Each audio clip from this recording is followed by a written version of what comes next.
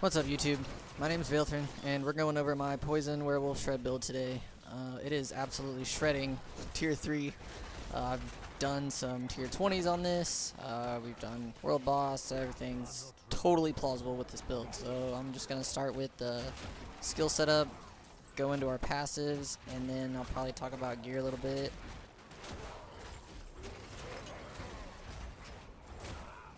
Our basic attack, we're going to go with Storm Strike for a couple of reasons. The first reason being that we get 25% damage reduction for 3 seconds when we do the damage with it, so that's really good. And the second being, this is basically the only way we get vulnerable in this build. It has a 50% chance, which is pretty decent. It hits 3 enemies, so that's not too bad. Next is the main part of our build. We're taking Shred for a few different reasons. There's a legendary that goes with this, and the passive, our second passive that we take with this, is the reason why we build around this. So Shred is a 3-part attack. The first part dashes, second part just does more damage, and third part is a bigger attack with even more damage. So we get 30% attack speed and heal from this. That's not bad, but the main thing is we get crit strike damage. We get 20% crit strike damage, and then on top of that it also adds a dash to the third and second attacks. So that is where our legendary comes in, but we will talk about that a bit later. Okay, so we're putting 5 points into Poison Creeper because the entire point of this build is to get as much poison damage out as possible. Like, we want our poison damage to be as big as possible, and this is a really good way to get poison damage on a lot of enemies. We get immobilization from it for a second, which isn't that bad, and then we also get 20% crit strike chance for enemies that are entangled by it, so that's really good. We also have wolves in this build, but my helm, I rolled wolves and creeper on, so I didn't put any points into wolves because I don't like the passives. They don't really do anything for our build, so I just put those points elsewhere. But if you don't have wolves and creeper on your helm, I would suggest putting at least 1 point into wolves to match our rabies legendary that we're going to talk about later. So moving further down into the tree, we're going for rabies, 5 out of 5 there. That's more poison damage, and then we want to take the rabies spreads 100% faster. That way we can just get poison on as many enemies as quickly as possible. We're not trying to like scale the dot damage. I mean, we're scaling the dot damage, but we're not scaling that's not like our actual damage. That's not where the actual damage of this build comes from. So we want it to spread faster versus like ending faster, essentially. The last part of this build is Grizzly Rage. Can't really use this though until you get the legendary that turns you into a dire werewolf instead of the bear. It doesn't really work if you don't have that. So there is another legendary that you can use in place of this until you get that legendary, and I will talk about that here in a few as well. Our last passive, we're taking the every 6th werewolf skill gets critically strikes and deals 60% increased damage. So we're basically just stacking crit strike damage on this build anyways, and that's going to be really good for bosses especially. Passives. Our first round, we put 1 point into Heart of the Wild for max spirit increase. We're basically just putting that to get to the other ones. Getting basic skills, generate 18% more spirit at rank 3. And then I like taking the wild impulses. It makes our core skills cost more spirit, but they do 15% increased damage. And since Shred is a core skill, and that's the main part of our damage, we just want to scale that as much as possible. So I think the like 2 to 3 spirit more that it costs per cast is worth the damage you get off of it. But yeah, the last one we want for this row is Predatory Instincts for crit strike chance against close enemies. Like I said earlier, just crit strike chance, crit strike damage. That's going to be a really big part of this build. So for our pet passives, I put 3 points into Nature's Reach. I just kind of started messing with this. It seems to be pretty good. I mean, everything that we poison is going to be slowed, so this always kicks in for distant enemies. Basically, the way I see it is if you get a second cast of your Poison Creeper off, it just makes that second cast bigger, which means your Shred's going to do more damage ultimately, so I think it's worth it. And then we're putting 3 points into the Call of the Wild also. That's giving 30% more bonus damage to our Creeper. So our Creeper is just stacking poison damage. He's going to be a very large source of our damage. For our passives, down by our rabies tree, we've got 1 point into neurotoxin, because the percentage that enemies are slowed doesn't really matter, it just matters that they're slowed. But the other passives that you get from this are what we really want. We get Envenom, which is poison enemies take 30% additional crit strike damage. There's that crit strike damage again.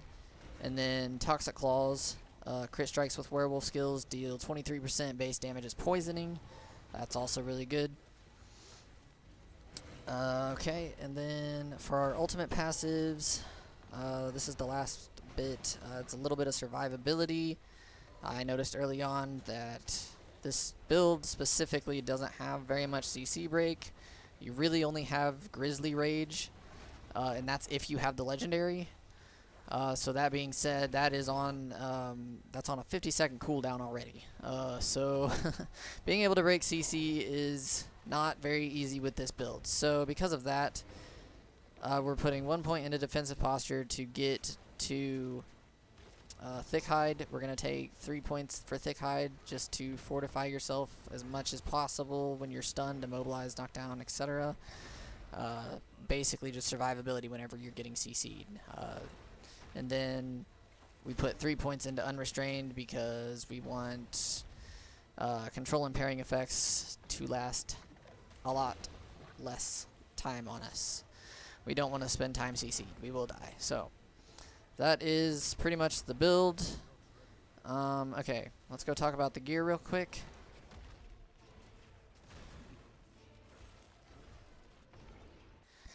There's a couple things that make this build in particular really work. Now the first thing, the main part of this build is Aspect of the Blurred Beast. So basically, while you're dashing, Shred seeks out nearby poison enemies, instantly dealing a percentage of damage to them, a percentage of the poisoning damage. So that's what we do with that is Poison Creeper to get poison, and then we start shredding. Since we took the passive that gives us dashes on each attack of the Shred, we can literally just like bounce all across the map, constantly dealing this poison damage instantaneously to like any enemies that are poisoned, and it's insanely strong. You want to put this on a two-handed weapon to scale it as much as you can. I have like 158% extra damage on mine, and it goes up to 180 at the moment, that I've seen at least, so definitely what you want to look out for. Look for a high roll on that one for sure. Two-handed weapon, specifically stabs because of crowd control damage. Healthy damage from axes, I think is what it is, or overpower from mace. That's basically like werebear build, so we're not worried about those. There is a unique that you can get once you get to tier 3. That is, it turns your permanent form into werewolf form and gives you +2 to all your werewolf skills, which is just crazy. So you're going to get +2 more to Shred.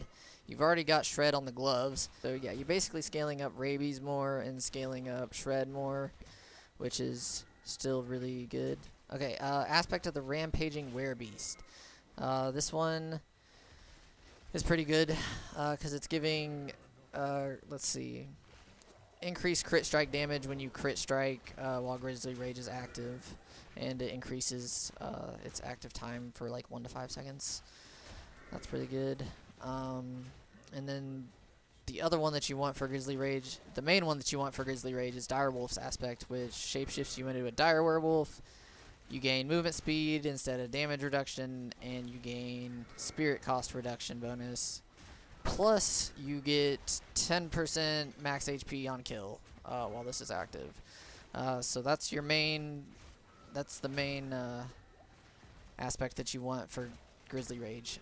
If you don't have that, there is an aspect that turns Debilitating Roar into a werewolf skill, and that's not a bad substitution to use until you get that.